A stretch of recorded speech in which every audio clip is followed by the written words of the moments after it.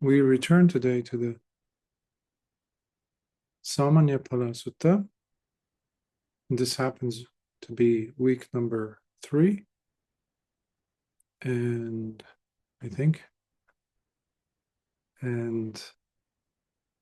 we will continue from the section on Sila, where we left off, specifically the Mahasila, which is the greater section on virtuous behavior. Anytime that we try to jump through or fast forward through into a state of bettering ourselves, or in this practice, deepening the training or the results of it, there will be consequences in the form of lacking in one or more areas in our development. When you're planting a tomato or any vegetable or any fruit, if you try to speed the process, you might be successful a few times, but most of the times you will not be successful.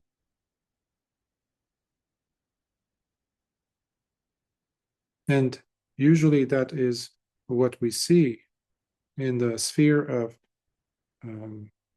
training oneself, training in the spiritual arena, or what we call the brahmacharya, which is the holy life.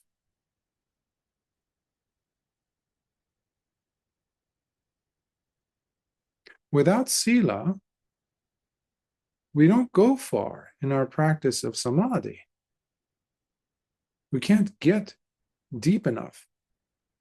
Our practice will fail. Samadhi, as in the concentrative or meditative portion of the training. Sila is familiarizing us with endurance, teaching us endurance, discipline, because it's more active. It involves life, oftentimes consciously, if not always, where we are going through activities, be it the body, be it speech, be it the mind, of avoiding and abstaining from certain behavior, whether it's a mental behavior, meaning a thinking pattern, where we have a consistent pattern in one or more areas that sometimes they're very toxic. That means we need to look at that carefully. Otherwise, we will be carrying that toxicity with us to our meditation practice.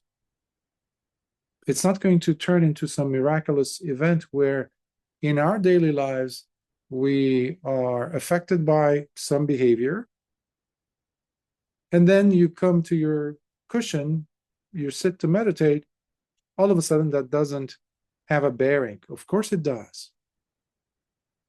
And this is where oftentimes many of us will do camouflaging. We will pretend, we will sugarcoat, we will make things up. I've said quite a lot about in meditation, on meditation retreats, many a time I would notice people who are participating in the retreat making up stuff to tell the teacher. Attainments that they had read about, or just plain old wishful thinking to feel good. So there's suppression, there is lying, there's deception, there is a lack in sila.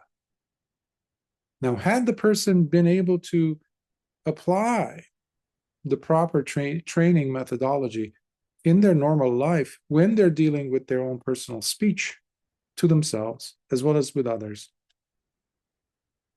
avoiding lying, for example, naturally the person will be shunning the idea even of deceiving oneself and the teacher, of course. Because who benefits from that? Nobody. So we have to, this is what I also mean by honesty. So Sila trains us to become more and more honest because we see the impact of our practice.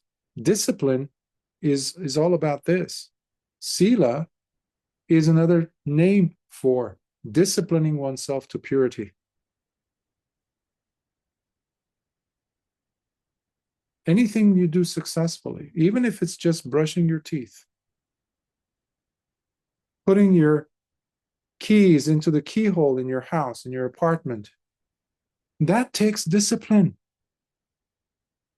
It's as simple as that.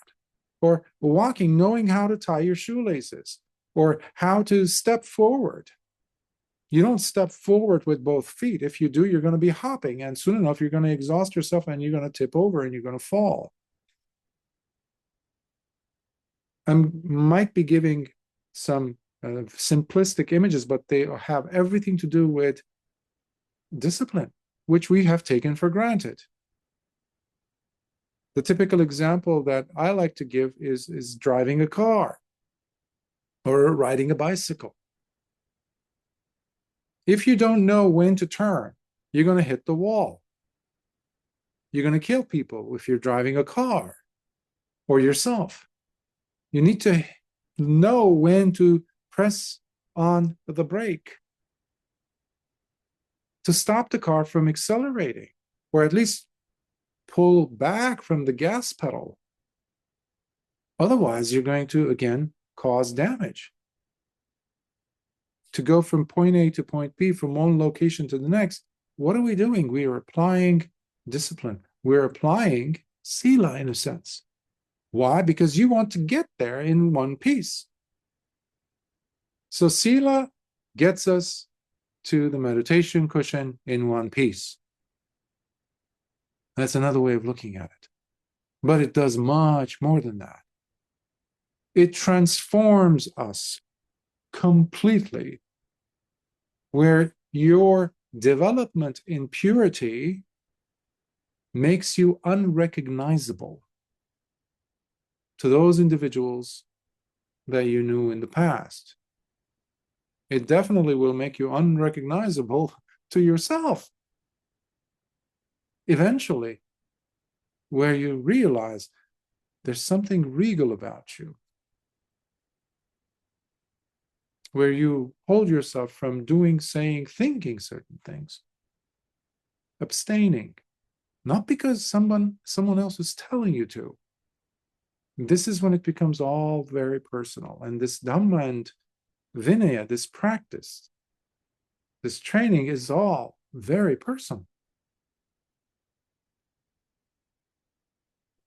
But that doesn't mean that others around us don't get influenced by it. Because once we transform ourselves, the world around us definitely will be impacted by that.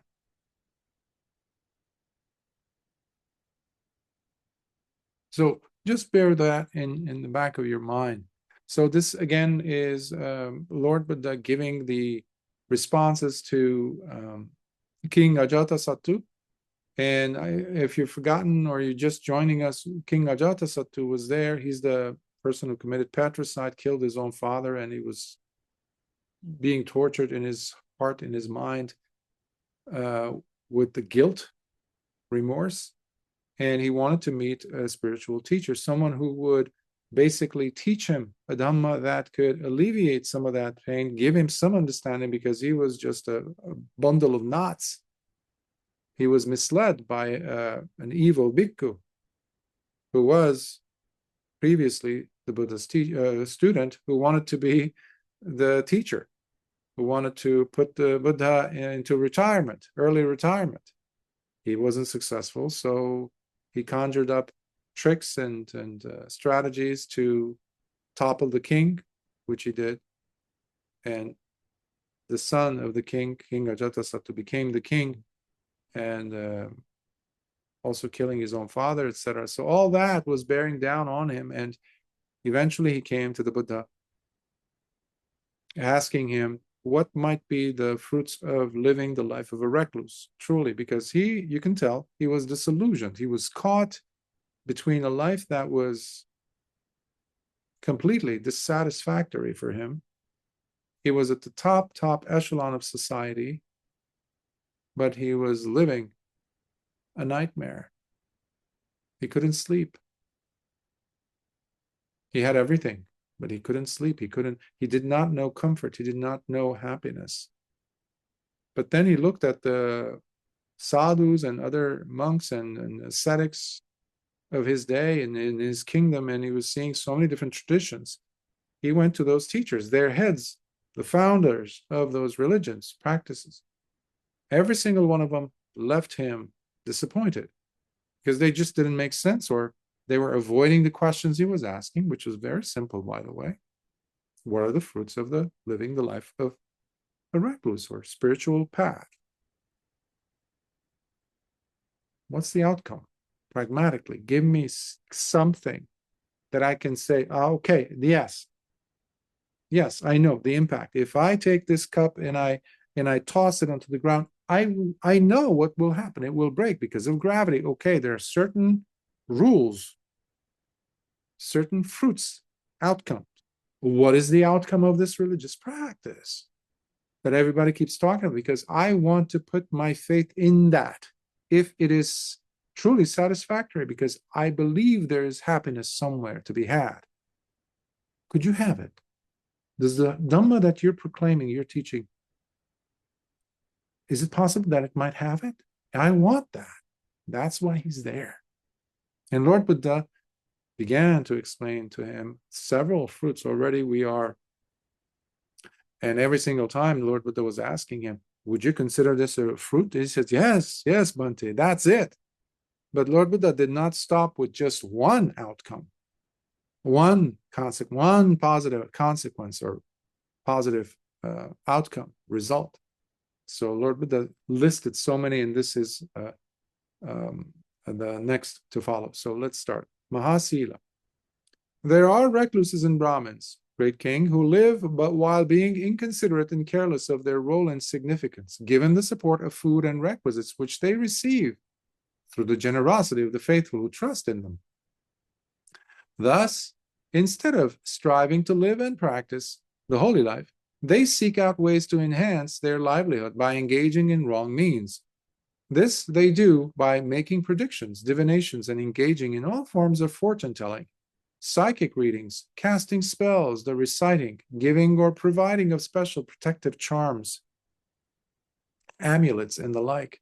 And thus they engage in reading signs and omens, reading tea leaves, marks or lines on limbs as in palmistry and other bodily features, interpreting cosmic events, constellations, movements, and celestial objects, interpreting dreams, reading and interpreting various scratch marks on pieces of bones, offering fire or water blessings, oblations with a ladle, whisks with ivory or horns, or oblations and blessings through rice grains, ghee, and various types of oils.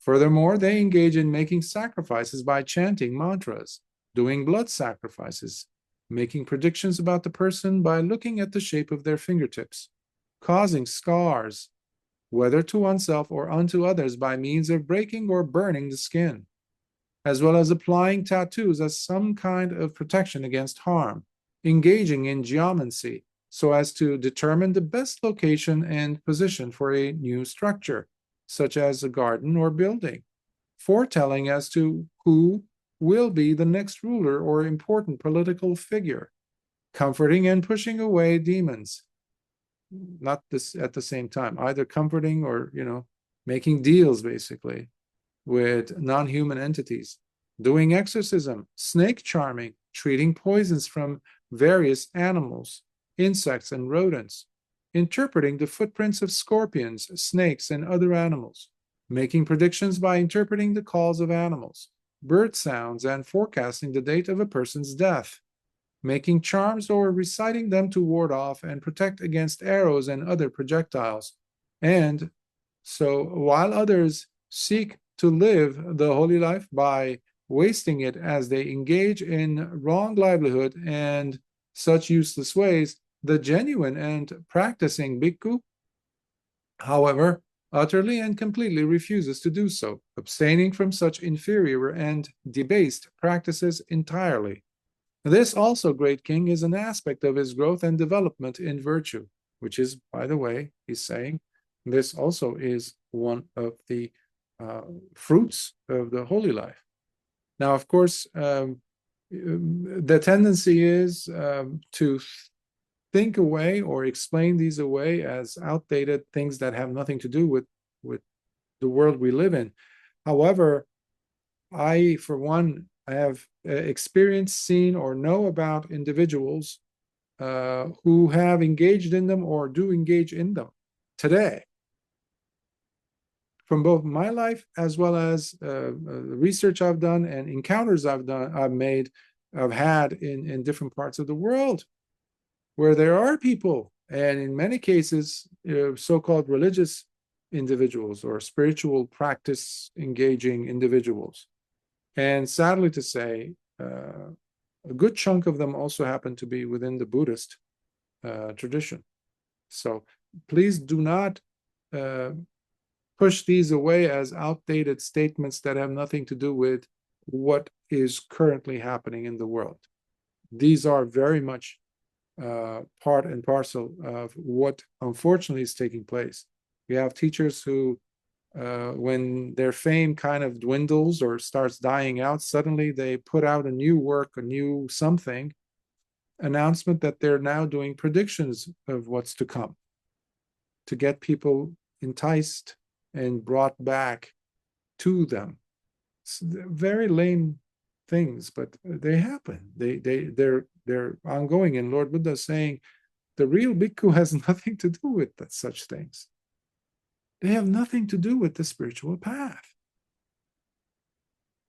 He continues, there are recluses and Brahmins who live, but while being inconsiderate and careless of their role and significance, given the support of food and recluse.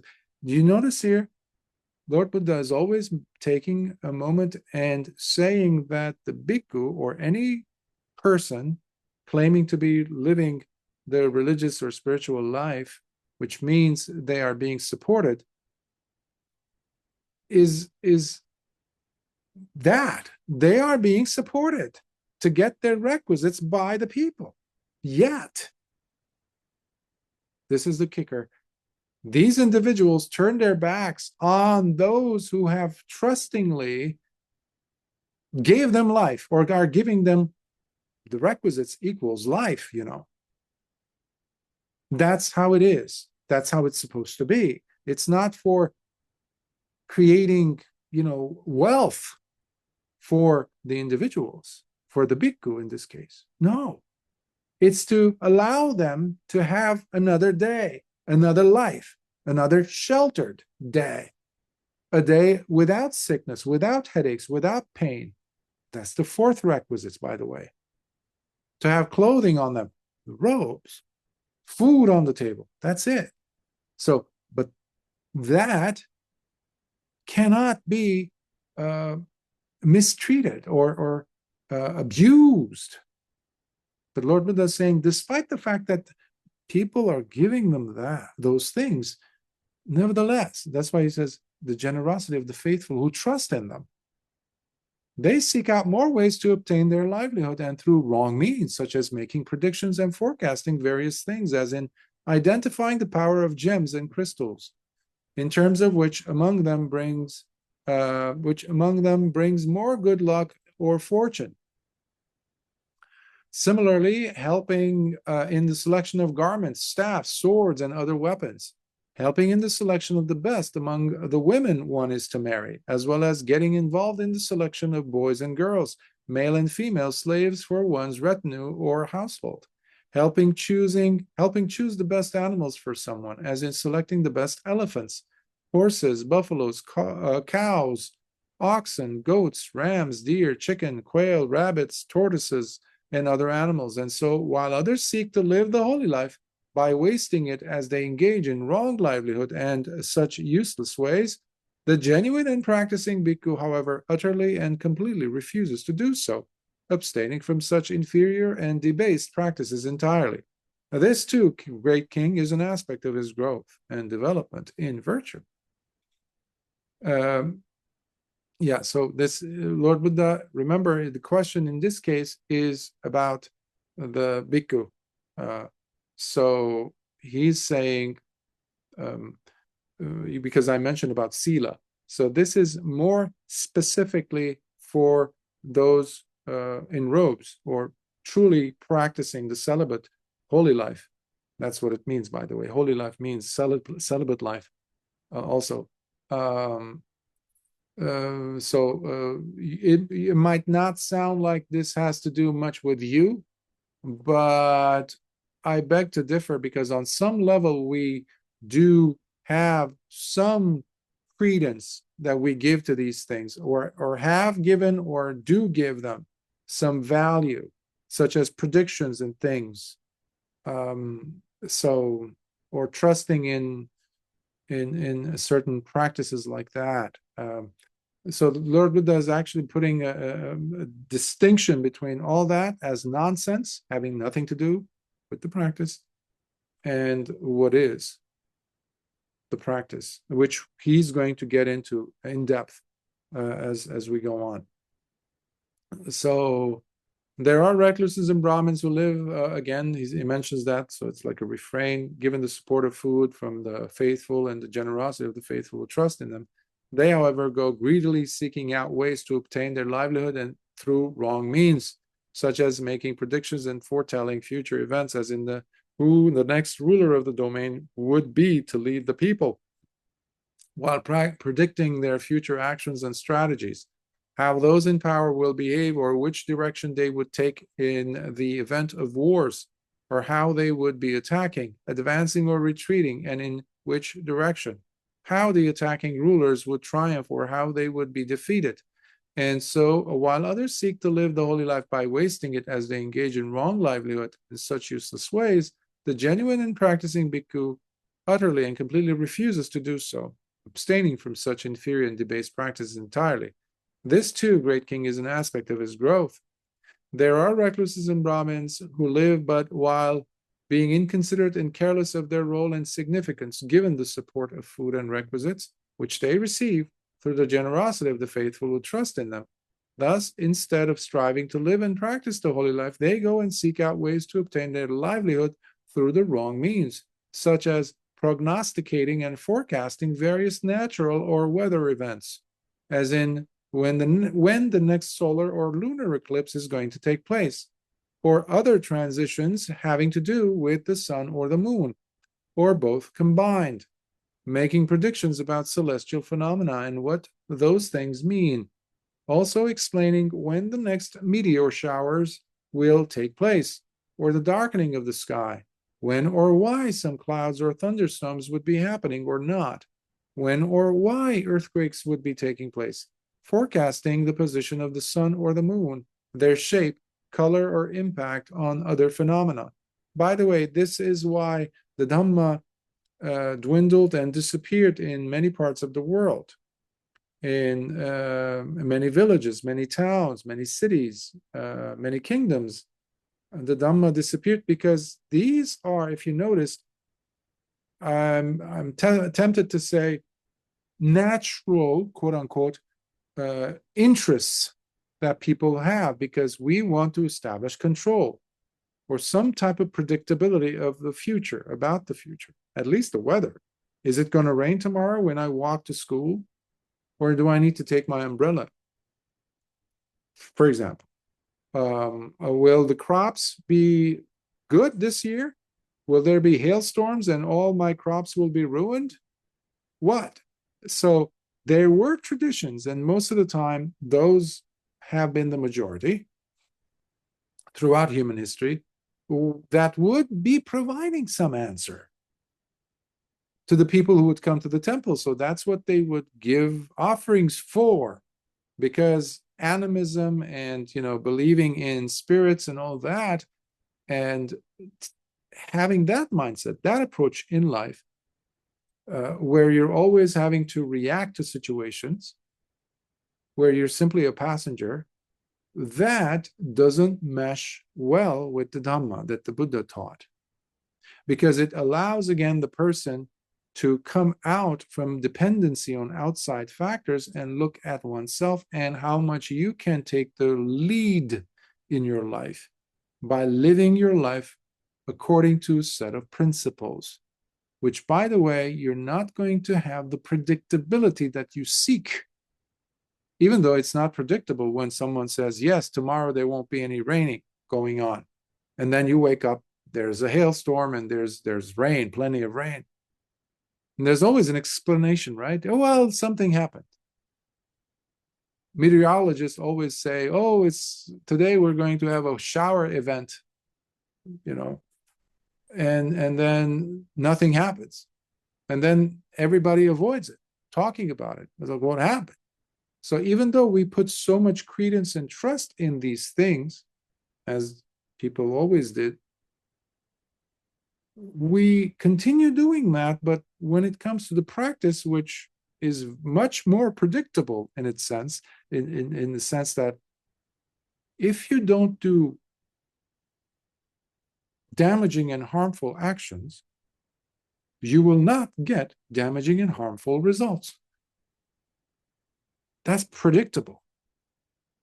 No one can deny that. If you stick your hand into the oven, Johnny, while it's on, you're going to hurt yourself. So don't put your hand into the oven that's burning. Okay, they don't put their hand into the burning oven. They don't burn their hand. Predictable, pragmatic. But it's not romantic. It's not exciting. It's not colorful enough for most people. So people want rituals. People want ceremonies. People want the other over there, God over there, the spirit over there that has influence over us. In the dark, there's some things there versus you sitting here in the light and understanding what's really going on with yourself. That is not as exciting as the boogeyman over there in the dark. So whoever did not want to go along with that died out as far as the Dhamma is concerned.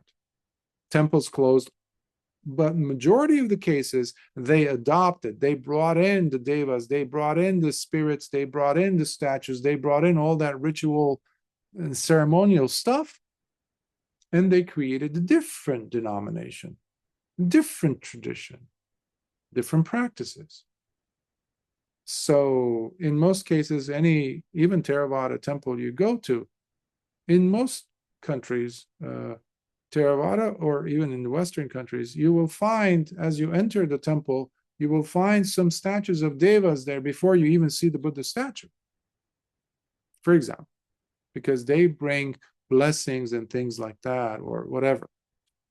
So the Buddha would have a lot to say about such things today had he been visiting us. So, but I'm just pointing out the socially charged element to this, because the Bhikkhu Sangha was not immune to this. We were also sucked into this. So, for the most part, I would say. This also, great king, is an aspect of his growth. There are recluses and Brahmins who live, etc. I'm not going to read that section because it's a repeat. Instead of striving to live and practice the holy life, they seek out ways to increase support they already receive by engaging in wrong livelihood, such as foretelling and making predictions as in forecasting when the next abundant rainfall would take place or whether there would be a drought, predicting if there would be a famine or disease or hardship, engaging in accounting work or measuring and calculating things, or composing chants or poetry as a way of making a living or gaining profits. And so, while others seek to live the holy life by wasting it as they engage in wrong livelihood, the genuine and practicing bhikkhu utterly and completely refuses to do so. That's also an aspect of his growth, great king. There are recluses and Brahmins who take the generosity of the faithful, who trust in them, for granted, and so they seek out ways to increase the provision they might further get. Thus, they go on engaging in wrong livelihood. They continue doing forecasting, such as the various major events in people's lives, as in calculating what date, time, or place would be most auspicious for significant activities for individuals and their families, such as designating the best time for wedding or marriage ceremonies, or divorces, or for purchasing property, or for borrowing money or investing in financial endeavors. Similarly, making charms or protective amulets, or writing, engraving, tattooing special spells to make one attractive or desirable, or immune to dangers. This is big in some Southeast Asian countries, by the way. As well as prosperous and successful, or helping couples be parents by helping the woman get pregnant, or protecting pregnant women from having miscarriages or inducing abortion, chanting or reciting or writing spells on individuals' body parts to bring about a certain desirable effects, as in the cases of paralysis, blindness, stuttering, or inability to speak, or making the person lose control over their limbs, making them incapacitated, or one to go blind, mute, or deaf. Also playing the role of an oracle, providing answers to questions while looking into a body of water, a mirror, a young boy's or girl's fingernails, or inducing the children to become mediums to give him the answers he seeks. Becoming a medium himself by going into a trance, invoking spirits, or worshipping some deva or Mahabrahma to get good fortune for himself or others. And so while others seek to live the holy life by wasting it as they engage in wrong livelihood and such useless ways, the genuine and practicing bhikkhu, however, utterly and completely refuses to do so. This too, great king, is an aspect of his growth. There are recluses and Brahmins who seek to increase their resources by engaging in wrong livelihood, and thus they dabble in low and vile practices, such as concocting various protective chants or substances, writings, potions, etc., to induce certain desired outcomes, whether to promote healing or for someone, or to harm them, or even to kill them. They engage in showing people how to bless or protect a house from unwanted energies, how to overcome impotence or enhance virility, engaging in the consecration of sites prior to construction, showing people how to conduct ceremonial bathing, or how to ritualistically wash the mouth, conducting fire rituals, engaging in the preparation of medicinal potions, as in diuretics, laxatives, purgatives, etc., or preparing eye or ear drops, or various treatments with oils to be taken internally through the mouth, the eyes, ears, or nose, or applied topically, or the application of balms and other mixtures topically, or by rubbing them onto the joints, limbs, or the skin. And so it's interesting how the Buddha is getting into the nitty-gritty explanations of so many different aspects. You know, he has seen this. He has witnessed this. Now, a question can come up because years ago, before I even ordained, I would be interested in knowing, well, is it wrong if I do it? If I get sick, if I twist an ankle, or I somehow get a bruise on my hand or something, that means that Buddha does not want me to apply any ointment? No. This is about individuals who would go about making these for the sake of making money, getting resources, getting an extra chicken or something, a meal, an extra something like that, a benefit. So they are getting an actual something of monetary value, financially lucrative. So it's a business. There was once, so that was a very gladdening realization that the Buddha did not talk about you taking medicine. Of course not. There's nobody more pragmatic than the Buddha, as you can also see here. but he was against the capitalizing of it. There was once a bhikkhu who previously had been a physician, a doctor in those days. So some people have heard about it, or I forgot the name of the bhikkhu, by the way. It's in the suttas. And he, one day after the meal, after having gone on Pindapada, come back, eaten his meal. Some people come and ask for his help because they know that he's been a physician. So he goes willingly, and he goes and I guess treats the patient or patients. And I don't know if that was only once or several times. I forgot that detail. But anyhow, in the evening, he comes back with like a pouch with him, a big pouch of stuff. And interestingly enough, as he's walking into the grounds of the monastery, Venerable Sariputta is there, sees him. He says, "Friend, where are you coming from?"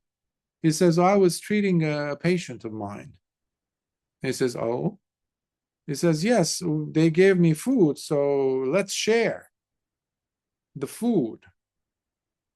And Venerable Sariputta doesn't want to have anything to do with that, and he actually scolds him. Why? Because this was a bhikkhu, who was supposed to be a bhikkhu, but he was still functioning as a physician, because he was getting, it's like a bartering system that was going on. So we have to understand that in that culture, even today, when a person sees an opportunity and they have some skills, part of the brain kicks in and says, "Okay, I'll do this and you'll do that for me. And because I need food tomorrow, maybe that'll save me time to go to the village, walking about 1 kilometer or 2 to get food. You can give me food now and I can take it home to the temple, to my kuti." You already stepped out of the holy life because you're living like a layperson. What is the difference then? Your outfit is different. That's it. The functioning of your mind is the same as a physician in the village. Most of those villages did not pay them cash. Bartering system would take place. So the same thing was happening, because Venerable Sariputta would never scold someone, especially him. He was such a tolerant, compassionate bhikkhu. But he scolded him. And so that's something to bear in mind. Had the bhikkhu just gone there and helped, the Buddha did not say, if you have the ability and something happens, like step away, like in some other traditions, religions. "Oh, it's a Saturday, so I can't help you. Sorry, sucks to be you, caught in that hole. I'm going to walk away because my religion doesn't allow me." There are religions like that to this day who do this. That's not the Dhamma path. As a bhikkhu, when you see someone who needs help and you have resource, at least you have legs, you have arms, you can carry that poor girl from one side of the river to the other and drop her there and walk away and let her be there. Don't carry her with you in your mind. That's it. It's done. No questions asked. But when you go ahead and open your palm and say, "Hello, give me something, a few grains of rice at least," no, it ruins the whole thing. This too, great king, is an aspect of his growth and development in virtue. So you see, great king, when the bhikkhu is well developed and matured in his virtue, by living with responsibility as per the wholesome principles of the Dhamma itself, then no danger could befall him, because he has protected himself from all sides with his restraint through intentional living a virtuous life. By the way, that example of the bhikkhu, he was coming back at night. People speak, they talk. What is he doing at night? Outside the temple, in the village. That's not when we go to get food. And remember, Lord Buddha put the rule of not going more than once because people were going to the village at any time of the day and night. One time a woman was scared because a bhikkhu decided to go at night, and it was a stormy night with rainfall. And he goes and he stands without saying a word at the door of, or the outside gate of the house, where the woman is sitting there taking care of something in the garden or in the kitchen. And all of a sudden there's a lightning behind the bhikkhu. So the silhouette, she's crouched, she's taking care of, she's maybe cleaning the floor. And imagine seeing the silhouette of something. She is beyond frightened. She screams, and the bhikkhu is like, and then the light, they see, and he says, "Oh, sister, I'm just a bhikkhu at night, come to eat food." And she curses him. She yells at him, says foul words. She says, "Curse be you. You always are thinking about filling up your bellies." So she makes a statement for the whole bhikkhu sangha. And now she ends up getting in trouble because she just committed an akusala kamma. Plus, the bhikkhu was responsible for most of it because he couldn't control his tummy. And who knows how many times he had gone back to the village. So the Lord Buddha finds that out.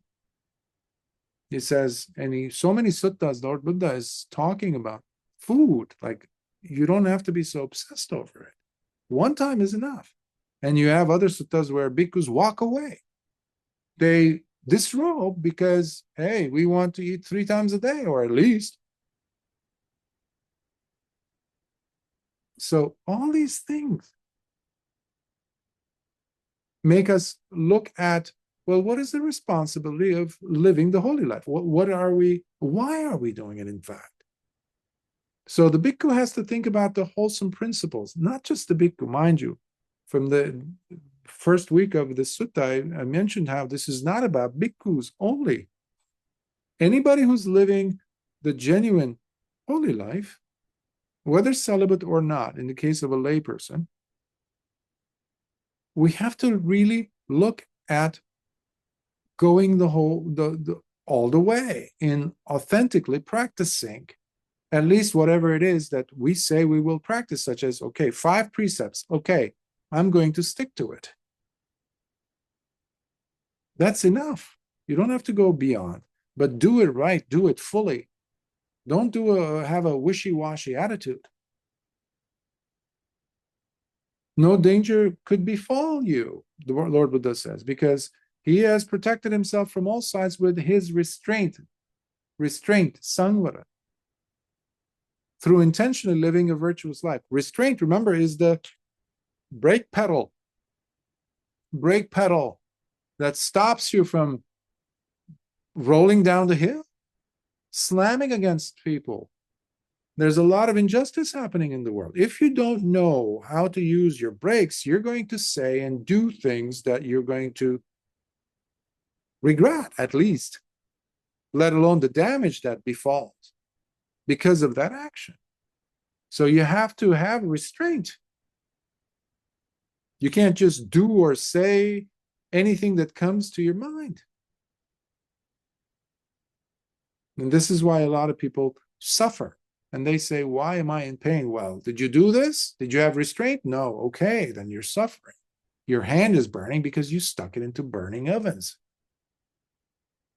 Restraint says, no, hold on. Let's think about this. That's it. In this manner, just like a head anointed Katti, a warrior king who, having defeated all his enemies from all sides of his kingdom, fears no enemies, nor finds any danger to be threatening him from any of the regions within his dominion. Similarly, great king, when the bhikkhu is well developed and matured in his virtue, by living with responsibility as per the wholesome principles of the Dhamma itself, then no danger could befall him, because he has protected himself from all sides with his restraint through intentionally living a virtuous life. Now, because of possessing this full range of living with purity, being thus endowed with this virtuous behavior of the noble ones, such a genuine and practicing bhikkhu lives happily, experiencing within him the unmistakable sense of blameless joy. Thus, great king, such a bhikkhu is declared to be well developed and matured in his virtue, for living with responsibility as per the wholesome principles of the Dhamma itself. And that also is a reward or a fruit. Oftentimes, I've lived in places that are not traditionally Buddhist. And people with the most genuine intentions, good intentions, wholesome intentions, you would say, would invite you, let's say, if there's a gathering or some event or festival for that, in that region, in that town, in that city, and they invite you as a bhikkhu without knowing that you have rules. So I have to remind them. I don't participate in festivals. I cannot attend.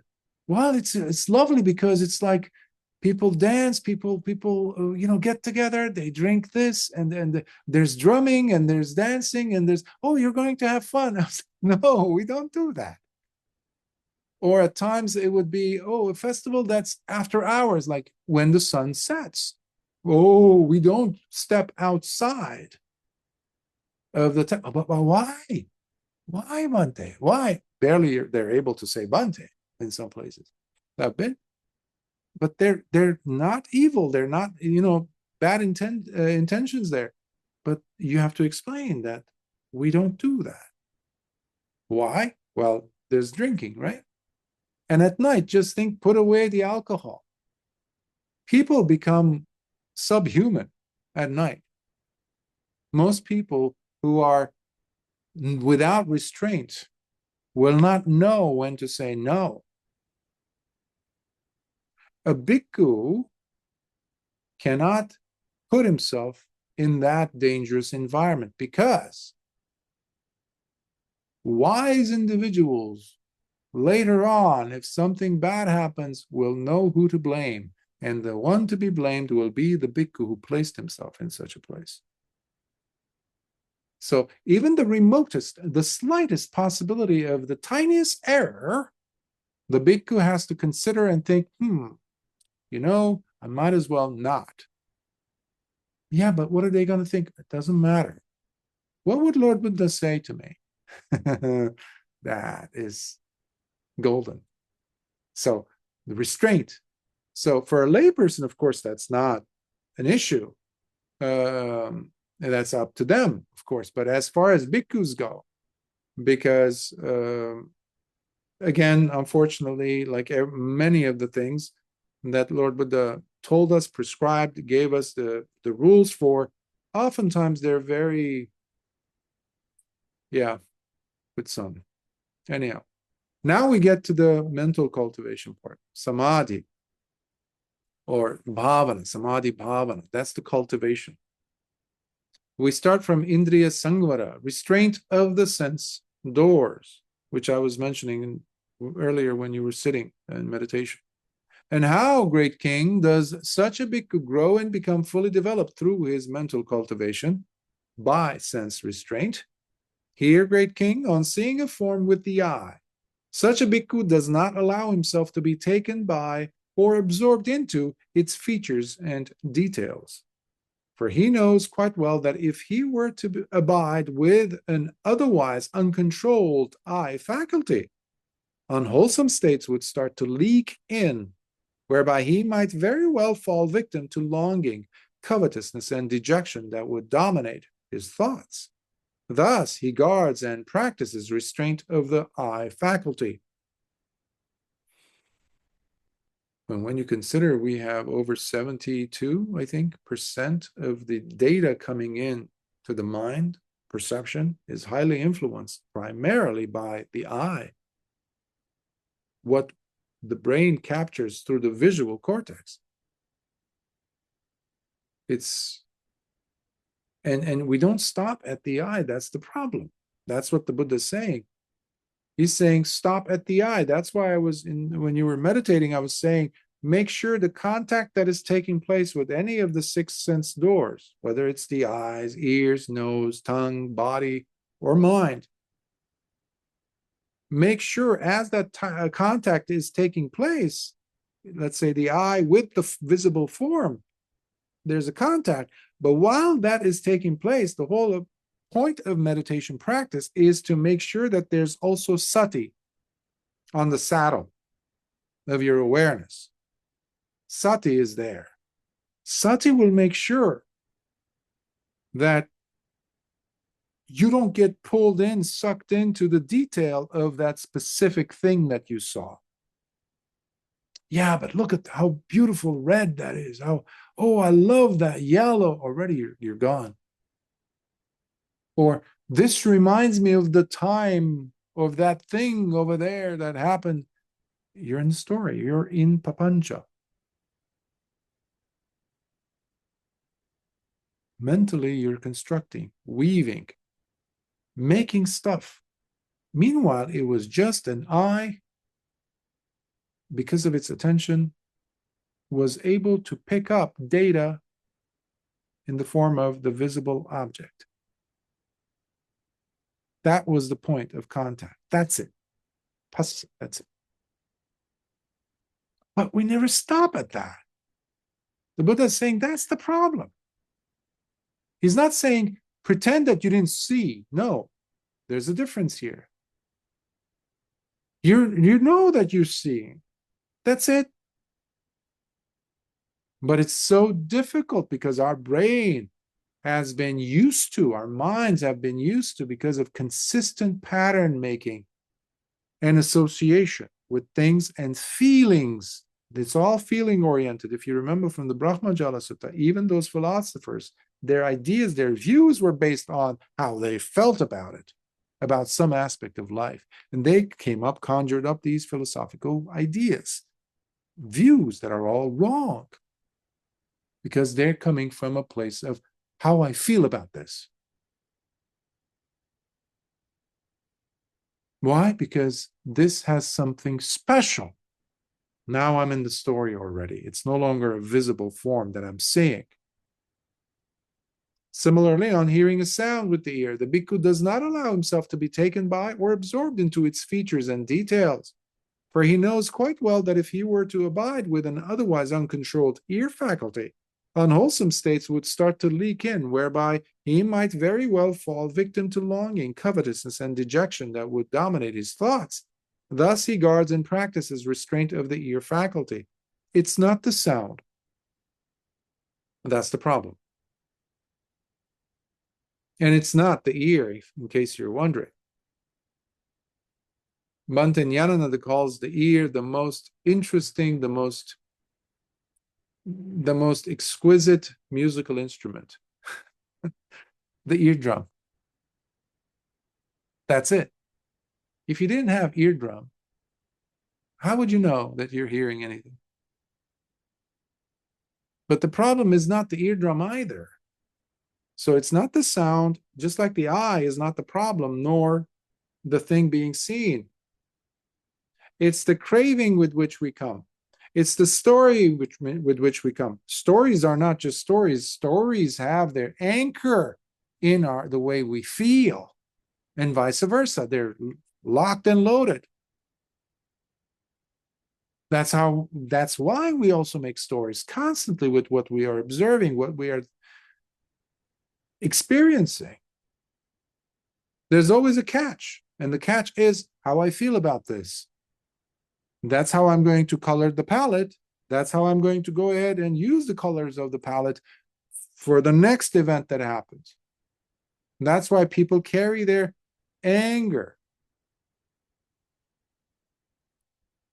There was once a study done on how long does anger really last in the awareness of a person experiencing it. Something happened. 1/400th of a second.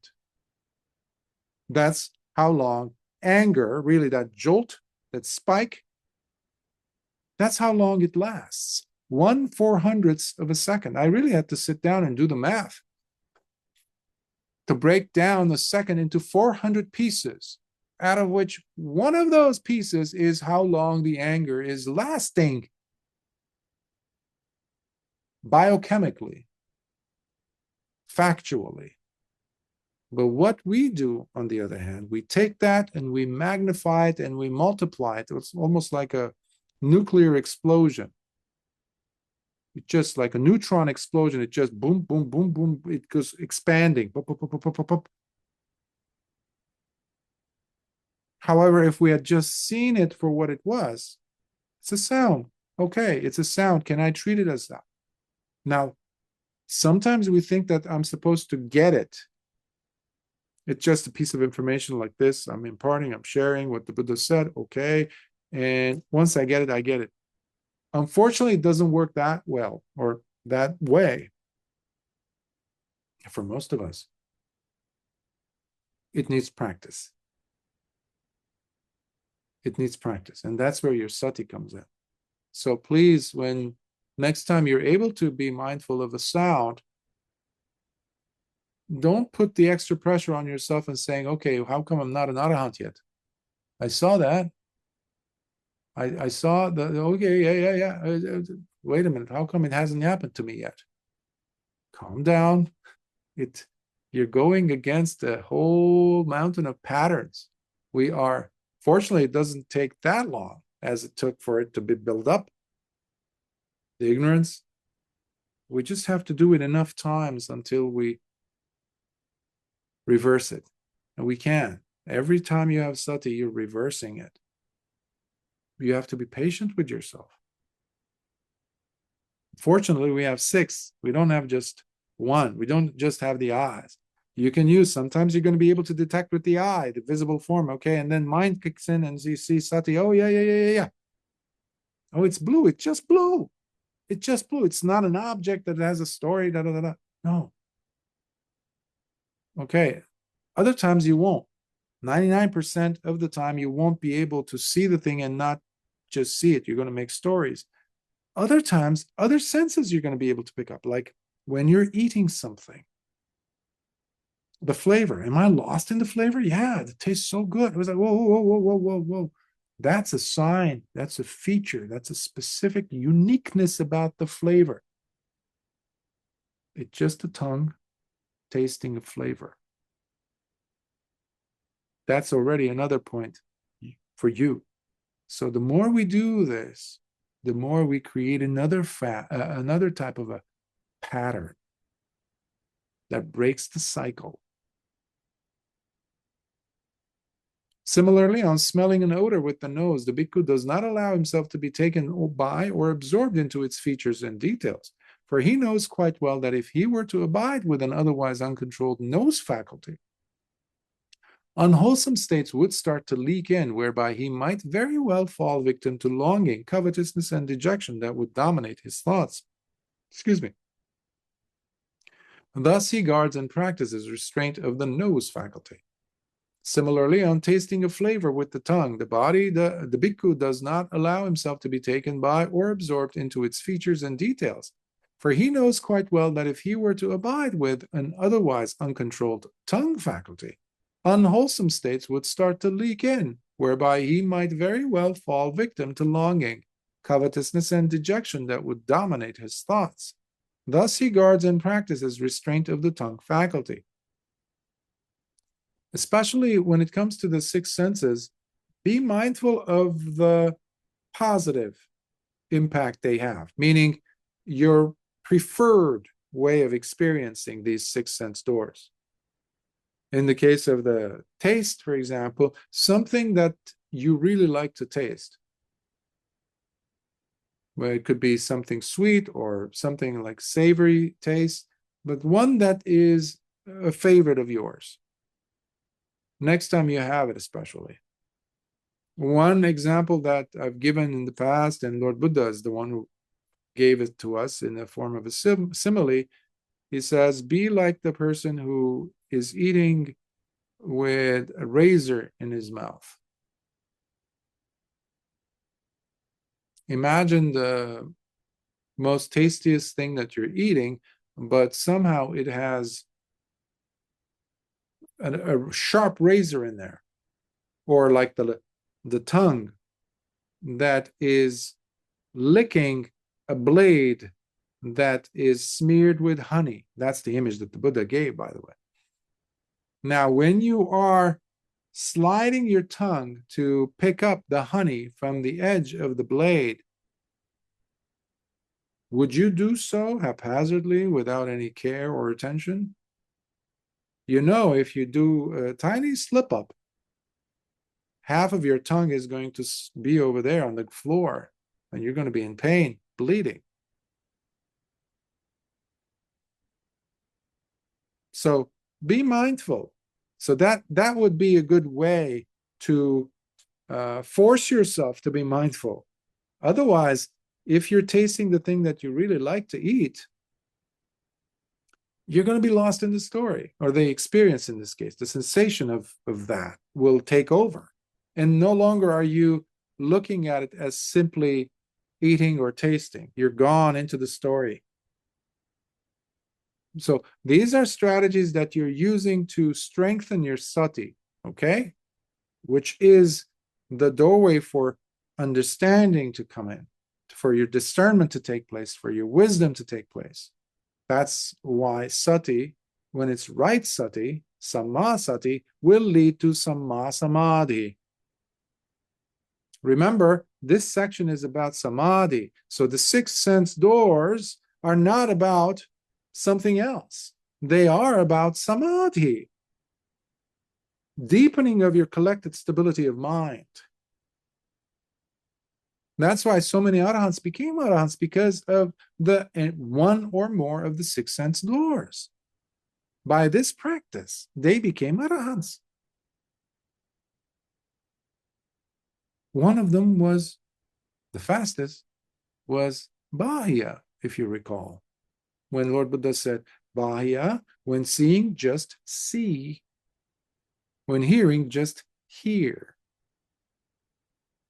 When sensing, whether it's touching, smelling, tasting, there's just that sensing, nothing more. And when cognizing, knowing, just know. Know the mind objects as they're there. Don't follow them. Similarly, on touching a tactile object with the body, the bhikkhu does not allow himself to be taken by or absorbed into its features and details.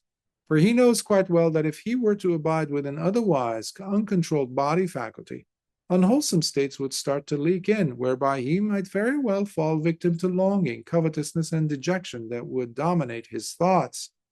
Liking and disliking, remember? Either one of those extremes are extremes. They're not the middle path. If you are either coveting or dejecting, meaning patigha or resisting, guess what? You are not practicing the middle path, which is the Noble Eightfold Path. That's another name for the Noble Eightfold Path, by the way. Majjhima Pada, the middle path, is the Noble Eightfold Path. Arya Tangika Magga, the Noble Eightfold Path. So either one of these extremes means we are stuck. Covetousness, or longing, yearning, or the opposite, hating it, pushing it away, not liking it. You're still in an extreme. You're not in the middle. You have to, this is what the Buddha means by upekkha, equanimous state of mind. Not just when we are in meditation, but especially when you're interacting with life, you're living life through the six sense doors without running away from anything, but being there just for the sake of seeing it. And use that image of sati sitting on the saddle of contact being made with any of these six sense doors. And already you're so far ahead in this practice for your own sake.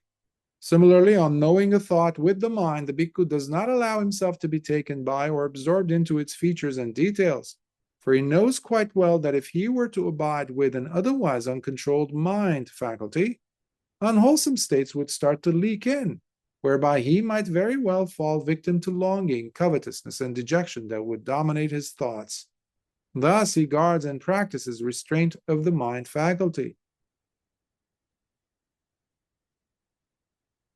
If we know mind objects, if we know that there is a mind that sees and is aware of those mind objects, arahantship is not far away. If you reach that point where you understand that there is just mind and mind objects, essentially, everything else, just put them in that pile, in the same basket of mind objects. If you're able to catch it at that point, it is said you are not far away from arahantship, because you are right at the source, seeing things in the mind taking place without attaching any story to anything, which means there is equanimity in the mind. While you're living, while you're going about your daily life, not just when you're sitting. By possessing complete restraint over his mental faculties, such a bhikkhu is not perturbed when touched by a displeasing negative experience. Therefore, being thus endowed with this level of restraint over his sense doors, he lives happily, experiencing within him the unmistakable sense of blameless joy. And already you can tell King Ajatasattu is like nodding. Yeah, this is another one of those fruits of Sāmañña, of recluseship or reclusehood. Next, sati sampajañña. This is falling under the mind cultivation, samadhi. Maintaining mindfulness and full awareness, sati and sampajañña. And how, great king, does the bhikkhu live by maintaining mindfulness and full awareness, whether approaching or going away, and looking forward, backward, and about? He remains mindful, clearly comprehending the experience of it with full awareness. Also, when bending and stretching his limbs, or in wearing his outer robes or taking the bowl with him, he remains mindful, clearly comprehending the experience of it with full awareness. When eating his meal, drinking and tasting, he remains mindful, moving and behaving with full awareness, clearly comprehending the whole experience. Similarly, when urinating and defecating, he remains mindful, moving and behaving with full awareness, clearly comprehending the entire experience, whether he is walking, standing, sitting or lying down to rest, or while waking up, speaking or being silent. This, great king, is how such a bhikkhu lives by maintaining mindfulness and full awareness. That is how those 1,251 bhikkhus were quiet when King Ajatasattu approached, because not a moment slips by them unnoticed. That's what it means by sampajañña. There's wisdom there, you know. There's full knowledge there. Sampajañña. Full. That's the sum part. Now remember, sampajañña does not mean you are turning it into a story or you're narrating to yourself, because of the whole Mahasi technique that most people misunderstood, of the noting, and his insistence, unfortunately, on that. What that creates is more agitation in the mind. When I first became aware of Vipassana and I was practicing the noting technique, my head would be heavy. I would have headaches. I would literally feel temperature rise.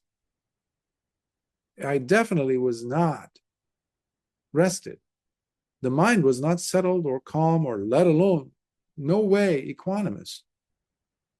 The heart was beating faster, and I was wondering whether I misunderstood.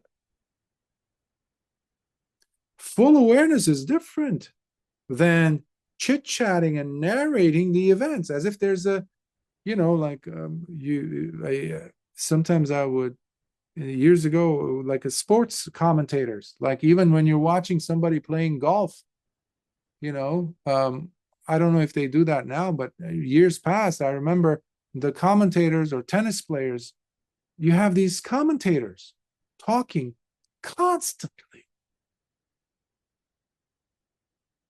That's not full awareness. That's not sampajanya. I say this because many people think that noting is the same as full awareness. No, there is no verbal or any otherwise commentary on your part. You're simply observing. Your body is already giving you enough information. In the middle of the night when you wake up and you roll yourself out of bed, before your feet, your toes, the ball of the foot or the heel or skin, the surface of your body touches anywhere, is there sati?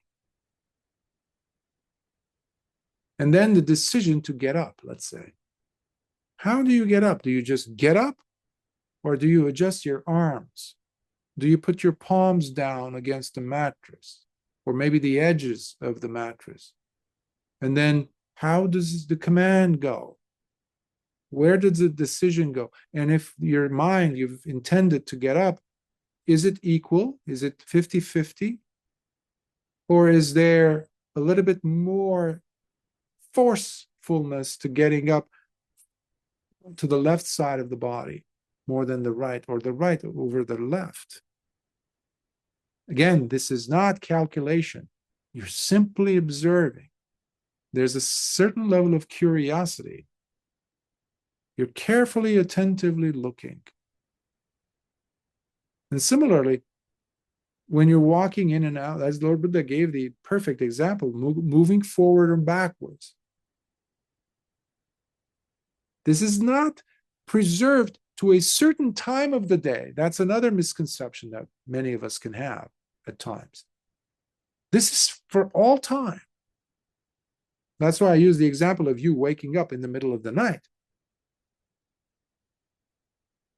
Can you bring your awareness, even with your eyes closed, you're still in bed and still dark, can you bring your awareness to at least your nostrils? Notice which nostril the air is flowing in through more than the other. Are they both the same? Really? First of all, are you breathing from your nostrils or from your mouth? All that is part of full awareness. All that is going to facilitate the ease with which you can glide through your day with sati without much difficulty, until it becomes a natural flow. You don't think about it anymore. You don't have to remind yourself of it because you're always engaged with full awareness. This, great king, is how such a bhikkhu lives by maintaining mindfulness and full awareness. 3, santosa, establishing contentment. And how, great king, does such a bhikkhu live with contentment wherever and whatever situation he may find himself in? Here, great king, wherever he may be, living fully contented and satisfied with the robes for his body and the morsels of food he obtains for his stomach, the bhikkhu goes with all that he has. Thus, much like a bird that flies freely with only the feathers on its back, in the same way, contented and satisfied with the robes for the body and morsels of food for the stomach, wherever he goes, the bhikkhu goes with all his things. In this manner, great king, such a bhikkhu lives with contentment wherever he goes and whatever situation he may find himself in. I remember one time, a few decades ago, in Pasadena, when I used to live in Los Angeles, in Pasadena, and I used to go to this temple, a Buddhist temple, and there was a bhikkhu there with whom we had first started studying Pali a decade or 15 years prior to that. So we'd known each other for several decades at the time. I used to want to become a bhikkhu, and he had just become a bhikkhu. So this was about 30 some years ago. Anyhow, the reason why I was reminded of him now was because he said something wonderful one day when I used to go to sit with him on Fridays in the evenings. Um, the temple that he was at, the individuals there were mistreating him, and there were certain things that he was saying, this is against the Vinaya, this is unacceptable. And he lived in his own kuti, he didn't mind, but people wanted to really put him in difficult positions. And one day they had a meeting, and he said to them, I'm a bhikkhu, I can just walk away, just let me know, if you don't want me, I can leave. And when he said that, it moved me to tears for several reasons, of course, as you can imagine, because first, obviously, the unfairness of what he had been exposed to, but also because of what those words meant. He was living the life of a bhikkhu, and he did. He did leave. He said, I can leave with the robes. I mean, I don't need much. I can go and live under a tree until, things change. And that's ultimately where, we have. And the robes are our home. One time in Malaysia, I said that. When I was talking to a crowd giving a Dhamma talk, I touched my robes and I said, this is it. This is the home of a bhikkhu. This is our shelter, not just against the weather. So it's beautiful to know that we belong to that same lineage that started with Lord Buddha, the Tathagata. It's such an honorable position to be in, such a rich, abundantly giving position to be in. And we can never take that for granted. Now, can we bring sati to that? Sampajanya into that? Wonderful. Now we really deserve the robes. To have the robes is one thing. To live in the robes correctly, that's a totally different thing. More. Much more than that. 4, nivarana pahana, working with and abandoning the hindrances. Those are the nivarana, the obstacles, hindrances that any meditator knows very well. Now, being endowed with this virtuous behavior of the noble ones, through complete restraint over his mental faculties, along with mindfulness and clear comprehension, with full awareness that are distinctive of the noble ones, he looks for and then abides in a secluded dwelling, a forest, the root of a tree, a mountain grotto, a cemetery, a jungle, an open space, or a heap of straw. Then, having found himself a quiet area to practice in the forest, or by the visible roots of trees, or in an empty room, by folding his legs in a comfortable position and keeping the body straight, he establishes mindfulness in front of him.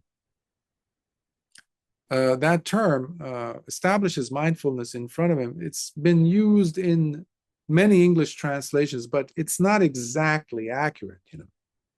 The term in Pali is parimukha. Mukha means mouth. It's like pari means surrounding.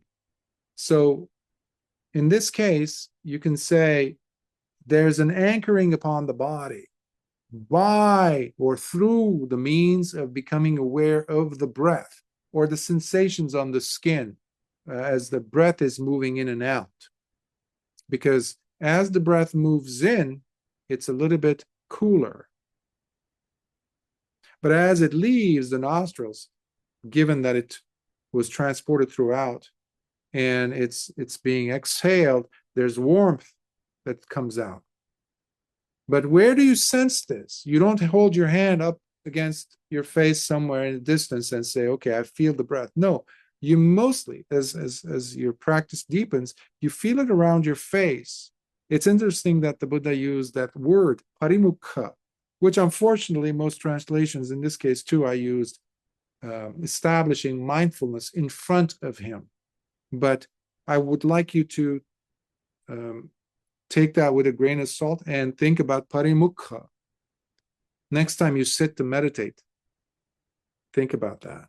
And then you can, once you've established, I mentioned, you grounded yourself, you anchored yourself in the body. Then if your practice is metta, for example, but you've anchored yourself properly, then you can practice your loving kindness metta meditation. Or if it's the breath, you can use that, just using that parimukha method to remind you to anchor and settle yourself. Thus, the bhikkhu trains and lives by actively dropping passion, lust, and greed from his heart, as he purifies it from the stains of coveting. He trains and lives by actively dropping anger from his heart, as he purifies it from the stains of hatred. He trains and lives by actively dropping delusion from his heart, as he purifies it from the stains of delusion. No one's going to end it for us. Hatred, delusion, greed. It will not end on its own. I want you to just take that in for a second. Ignorance or willful ignoring, hatred, anger in the heart, or the greed and lusting and yearning and longing, passion, none of these things will commit suicide for us. They will not end on their own. We are the ones who need to put an end to them. But as I said, think of it as a cumulative impact. Consistency brings about the success that we're after in ending these defilements, these kilesa. Consistency. How? Every time you're observing, like we said with the six sense doors, or every time you have sati sampajanya, each of these is a bona fide path, doorway to nibbana, by the way. You don't have to do all of them.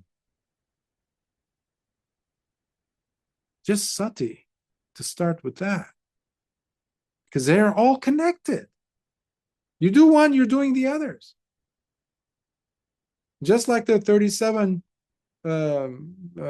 aids to awakening, Bodhipakkhya, the 37 different groupings, of which 7 factors of awakening, Noble Eightfold Path, the 4 right efforts, the 5 faculties, the 5 bases of success, the 5 powers, all these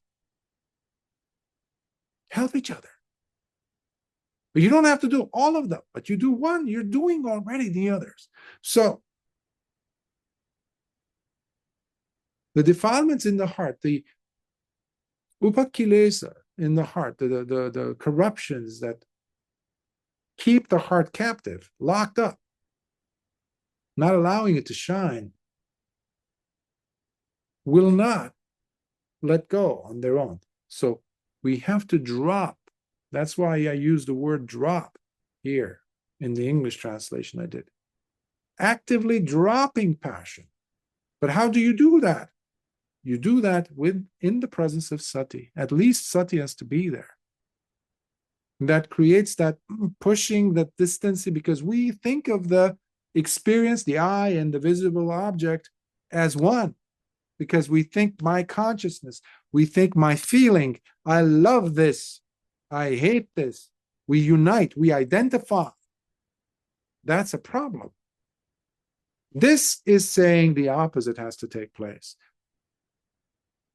Disidentify, detach ourselves. And the way to do that, the wedge is sati. At least to begin, the dropping. He develops compassion towards all living beings as he purifies his heart from any hatred or ill will. With mindfulness and clearly comprehending his experience, he actively pushes through both drowsiness and procrastination. Sometimes they're translated as, I've also done that, sloth and torpor. Most people don't know what sloth is, or let alone torpor. But basically, think of it as drowsiness and procrastination, because procrastination is something that we do all the time, not just at nighttime. To not be mindful means you're procrastinating. You don't want to do it. You don't want to think about it. You don't want to practice sampajanya. I'll do it in an hour later or so, or tomorrow. That's a nivarana. That's an obstacle, hindrance. As he abides with the perception of light, cleansing his mind from drowsiness and procrastination makes you get up, the light. He thus calmly stabilizes the agitated mind, which, while carefully moving beyond both restlessness and worry, those are the other twin nivarana, uddacha kukucha, restlessness and worry, as he abides with a heart that is now internally appeased and contented. Finally, by actively removing skeptical doubt, that's vicikiccha, the last, which is the fifth, he lives while putting an end to all doubts and perplexity he once had about the wholesome behaviors that should be developed and the unwholesome behaviors that should be abandoned. Fifth, similes for the obstacles, hindrances. Similes are so good at reminding us, because you might forget the teaching. You might say even to yourself, and that's vicikiccha playing, by the way, doubt, skeptical doubt. Oh, I'm terrible at things. I don't remember. Oh, what did Bhante, what did the Buddha say in this sutta? What, I knew it. Like, how I don't know how to phrase it. I'm not going to be able to do it anyhow. And that's the end of the story. But with similes have a deeper impact on at least the mind, and especially, I think, the subconscious. So that's why the Buddha used a lot of similes, because very complex, deep Dhammic messages can be demonstrated in a simple simile, metaphor. And he says, now, great king, imagine there was a man who goes and takes out a loan, borrowing money with the intention to invest in his business. As a result, his business does become successful, and he prospers and earns much more than he did before, whereby he pays off all his debts. With his financial status now stable and lucrative, he is able to have a wife and start a family. Then this man begins reflecting. Previously, I was miserable and worried ceaselessly about my financial status. But then, I went and took out a loan by borrowing money which I invested into my business. Now, seeing that I have prospered and gained so much wealth from this venture, I have already repaid all my debts and gave back whatever money I borrowed from others, to the point that I can finally get married. Now that I have enough funds to maintain a wife and have a family of my own.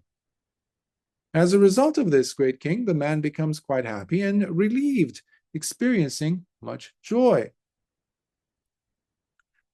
Furthermore, great king, let us suppose that this man becomes sick and has to face much physical pain, and he can no longer function as before due to his illness. Then, as time passes, he gets better and fully recovers from his ailments, whereby he regains all his physical energy and is able to use his healthy body yet again. Then this man begins reflecting. Previously, I felt terribly sick and had to face much physical pain, where I could no longer function as I used to. But now I have fully recovered and can enjoy eating my meals yet again, having regained all my strength. As a result of this, great king, the man becomes quite happy and relieved, experiencing much joy. So that was the second simile. The first one was when he borrows money and makes his life turn around, and the second one is when he gets sick and then he recovers. Third, furthermore, great king, let us suppose that this man was taken to prison, where he is kept bound up and in shackles. However, after some time he is released, whereby he regains his freedom yet again, feeling safe and no longer in fear or captivity. Then this man begins reflecting. Previously, I was taken to prison, where I was kept bound up and in shackles. But now I have regained my freedom and I feel safe again, no longer in fear or captivity. As a result of this, the man becomes quite happy and relieved, experiencing much joy. And the fourth simile here, Furthermore, great king, let us suppose that this man was taken as a slave, no longer a free man. Instead, he lives being seen as nothing more than another's property, completely subject to their will. But after some time, he is released from slavery, whereby he gains back his cherished freedom and is no longer a slave, nor living or being seen as someone else's property, no longer subject to another's will. Then this man begins reflecting. Previously, I was taken as a slave, where I no longer was a free man, but instead I lived while being seen as nothing more than another's property, completely subject to their will. But now I have gained back my freedom and no longer am a slave, nor am I being seen as someone else's property, no longer subject to others' will. As a result of this, great king, the man becomes quite happy and relieved, experiencing much joy. Also, great king, this is 5. Let us suppose that a merchant was traveling on a journey in a caravan, carrying with him large amounts of gold coins and various other valuable goods, while having to cross a wide and desolate stretch of wilderness for some extended period of time. Then, once having crossed through it, as he emerges out from that wide and desolate stretch of wilderness area, he is finally relieved and relaxed, whereby his worries leave him, seeing that he has returned back to civilization, where he feels the comfort of safety, without having lost his wealth or his valuable goods. Then this merchant begins reflecting. Earlier, while I was crossing that wide and desolate stretch of wilderness area with all my wealth and various other valuable goods, I was worried and in fear of danger. But now, having already crossed it, I have emerged from the wilderness. I'm finally relieved and relaxed because I no longer have any worries, seeing that I've returned back to civilization. Hence, I feel safe again, not having lost my wealth or my valuable goods. As a result of this, great king, the man becomes quite happy and relieved, experiencing much joy. Now, in the same manner, great king, so long as these 5 obstacles are still not abandoned and relinquished in him, that bhikkhu will continue to look upon them as being no less than a debt or loan that he has to pay, a terrible sickness he must overcome, a prison sentence that he has to struggle through, a slavery he must endure and break free from, and an arduously dangerous journey through a desolate stretch of wilderness that he must cross and push himself through. You see, Lord Buddha used the 5 similes for the 5 hindrances, the 5 obstacles.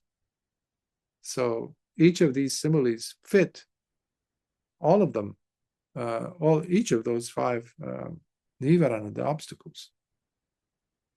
And when he does indeed let go and abandon these 5 obstacles or hindrances to his mental cultivation, then he regards them as successfully paying back a heavy loan, gaining of one's health, released from prison, attaining freedom from slavery, and finally tasting the safety of refuge.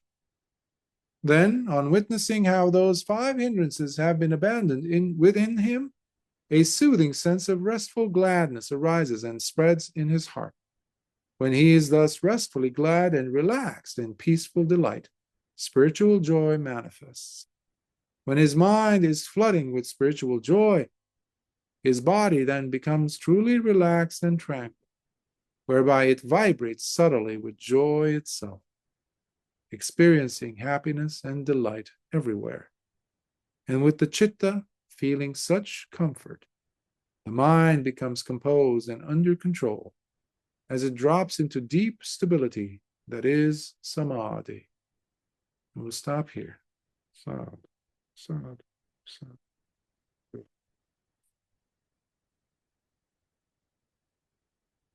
That is one of my favorite sections,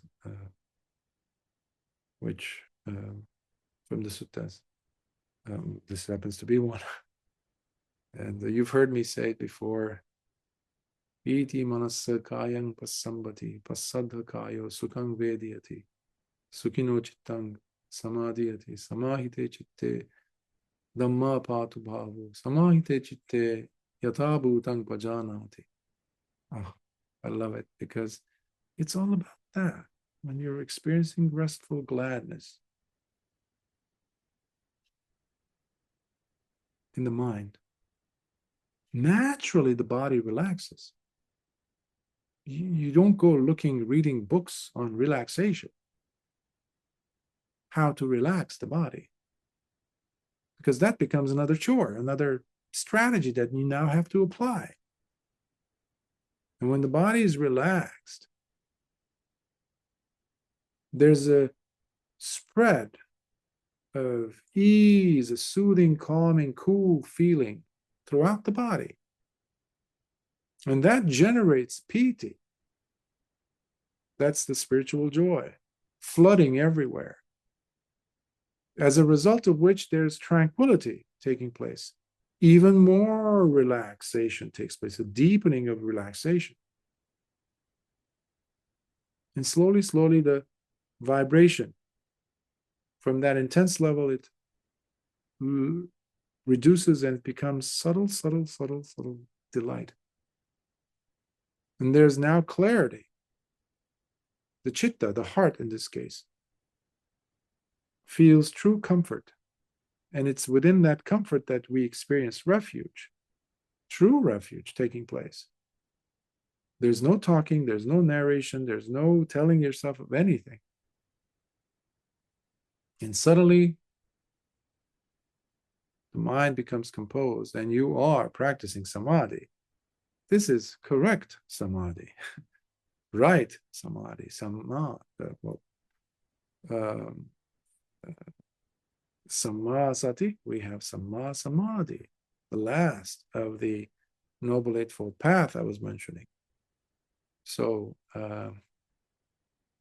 I'll see if there are any comments, questions. We'll continue from this. The next section will be the jhanas, which this was a perfect prelude to that, by the way.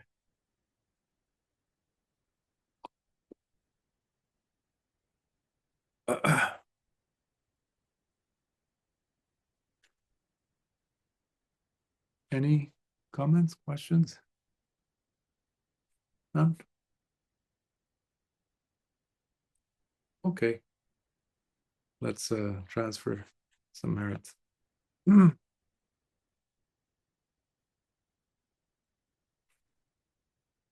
Akasatha chabumata devanagamahiddhika punyantang anamoditva chirang rakhantu lokasasana. Akasatha chabumata devanagamahiddhika punyantang anamoditva chirang rakhantu desana. Akasatha chabumata devanagamahiddhika punyantang anamoditva chirang rakhantu mamparanti.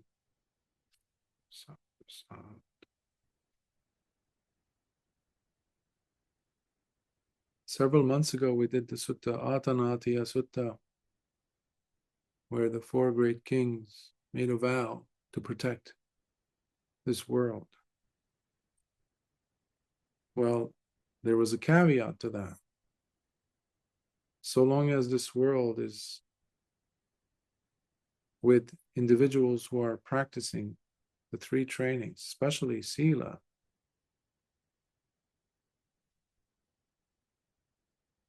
they will do their very best to protect us. And remember, there were so many different powerful beings whose names, if we could just recall, will be there for us, to our rescue, to the rescue of our loved ones.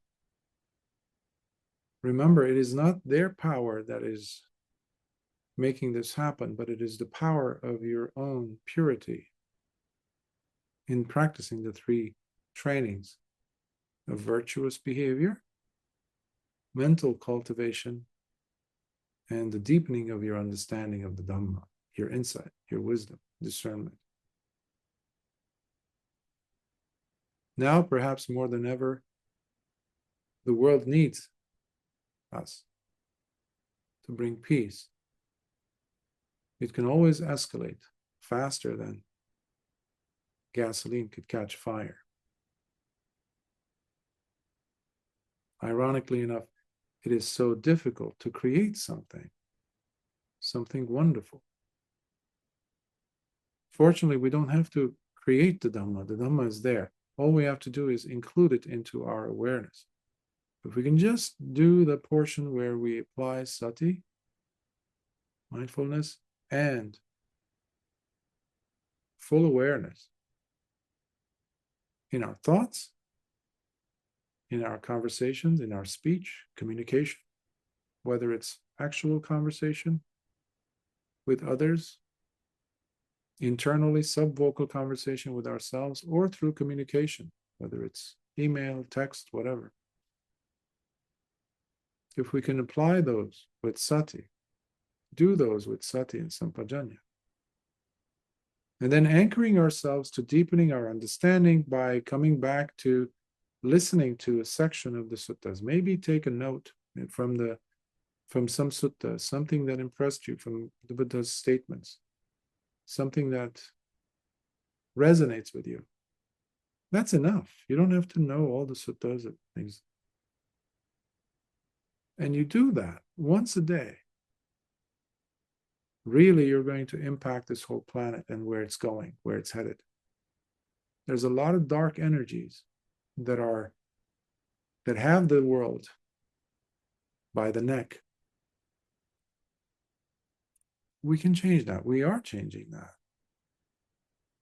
by our own practice.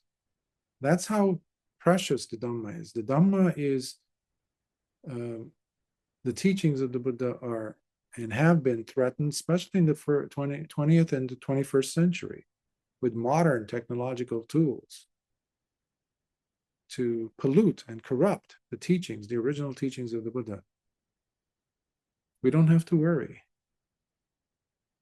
So long as we understand what the Dhamma is asking of us and we apply that in our lives, we don't have to do anything else.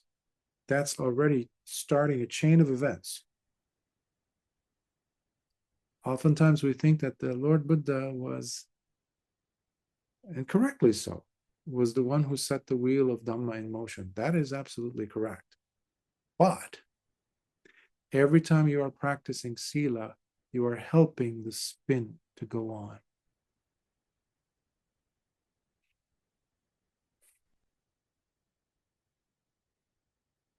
We are not stopping it. The world is trying to stop the wheel of Dhamma from spinning. Every time we practice sati, sila, we are making sure the spin continues. Please don't underestimate that. So long as there's one of us doing that, the Dhamma will stay for a long, long time. And we will continue to gain benefits in our practice. Not just punya, not just merits like that, but growth in us to taste the fruits of the Dhamma. Because that's what it's all about. Lord Buddha didn't want us to just gain merits, to land somewhere nice, to get abundance of this and that, or maybe heavenly. That's not the objective of the Buddha. It's freedom, freedom from suffering. And there is no suffering to be eliminated in any heavenly realm, by the way. So even in the heavenly realms, there is suffering. So let's release ourselves from suffering through the practice. That is my encouragement to you. Until next time. Sukhi Hotu.